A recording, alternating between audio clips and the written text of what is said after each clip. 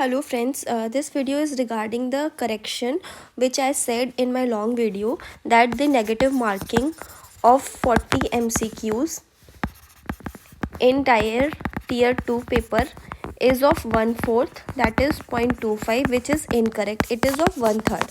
अभी मैंने फिर से दोबारा से नोटिफिकेशन पढ़ा है ढंग से ध्यान से, और उसमें ये चीज़ मैंने देखी है, कोई भी स्पेसिफिकली मेंशन नहीं है कि tier 1 के लिए ये रहेगा या tier 2 के लिए रहेगा। उन लोगों ने एक जनरल लिखा हुआ है कि इतना नेगेटिव मार्किंग रहेगा। मैं आपको भी दिखा देती हूँ, तो मैं सारे कमेंट्स इनकॉर्पोरेट कर लेती हूँ इसमें। पहला तो TGT में टोटल पोस्ट कितनी है, 3962। इसमें साइंस की कितनी पोस्ट है, 408 टोटल पोस्ट है। उसमें बाइफर्केशन इस तरीके से है, ठीक है। फिर एक कंसर्न आया था कि आप टोटल लेवल का ग्रेड पे क्या है, कितने लैंग्वेज में पेपर होगा, क्या होगा। तो ये TGT का है, लेवल ग्रेड पे 7 है, ठीक है। और ये 7th पे कमीशन के अकॉर्डिंग है, 8th पे कमीशन के बाद ये बढ़ जाएगा, ठीक है। मीडियम ऑफ एग्जामिनेशन बाइलिंगुअल है, हिंदी भी और इंग्लिश भी है। इसके अलावा कमेंट था कि प्रिलिमिनरी का तो आपने पैटर्न देख ही लिया, ये हमने सबने पढ़ लिया कि प्रिलिम का क्या पैटर्न था, ये तो आपको पता हो गया।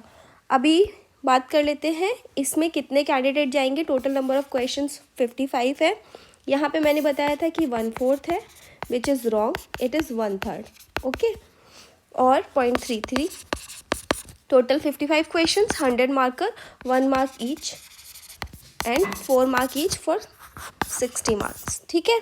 और इसमें 1/10 का रेशियो है, मतलब 10 टाइम ज़्यादा बच्चे लिए जाएंगे रिलेटेड टू दी पोस्ट, जो हमारी 36 समथिंग थी, मुझे याद नहीं, ठीक है। तो ये हो गया करेक्शन एक।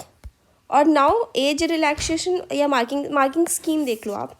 ये है मार्किंग, ये जनरली बस मेंशन है, ये इन्होंने नहीं मेंशन किया है कि ये tier 1 के लिए है या tier 2 के लिए है, ठीक है।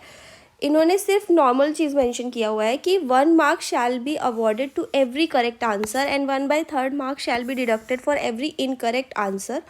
Unanswered questions will not be given any marks. Important multiple choice question के लिए है ये, ठीक है। आप इसको पूरा पढ़ लो। Corresponding the correct answer, filling up the darkening more than responsible. अगर आप 2 फिल कर देते हो तो भी नेगेटिव हो जाएगा, अगर खाली छोड़ देते हो तो कोई भी मार्क्स नहीं मिलेगा।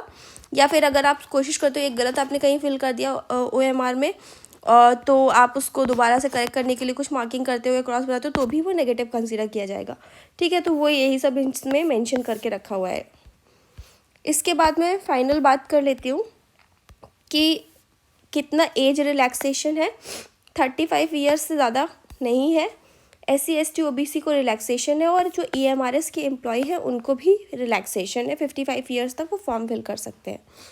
कितना है देखो, हाँ। और एक कमेंट ये था कि उनको कन्फ्यूजन हो रहा था कि उनके सब्जेक्ट्स ये थे ग्रेजुएशन में, उसका कॉम्बिनेशन बैठ रहा है कि नहीं। तो ये कॉम्बिनेशन आप ध्यान से देख लो। अगर आपके मेन सब्जेक्ट इनमें से कोई भी है और ये कॉम्बिनेशन में आपने इन सब्जेक्ट्स को पढ़ा हुआ है अपने सब्सिडरी सेमेस्टर में, तो आप एलिजिबल हो, ठीक है। तो एक बार ये ध्यान से देख लो जिसको जिसको इसमें कन्फ्यूजन हो रहा है। Then the age relaxation, schedule caste and schedule tribe के लिए 5 ईयर्स का है। OBC नॉन क्रीमी लेयर के लिए 3 ईयर्स का है। सेंट्रल गवर्नमेंट में जो 3 साल से हैं उनके लिए 5 साल का है। फिर जो पर्सन विद डिसेबिलिटी हैं और जो इस कैटेगरी में भी आते हैं उनके लिए ये रिलैक्सेशन है।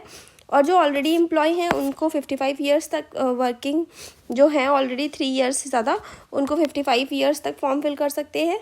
और same the goes for this also. So that is it from my end and I have corrected it and I will give the disclaimer also कि जो मेरी लॉन्ग वीडियो सब्जेक्ट बाइफिकेशन वाली देख रहे हैं वो प्लीज़ इसको इनकॉर्पोरेट करें। नेगेटिव मार्किंग 1/3 की है, ये जनरल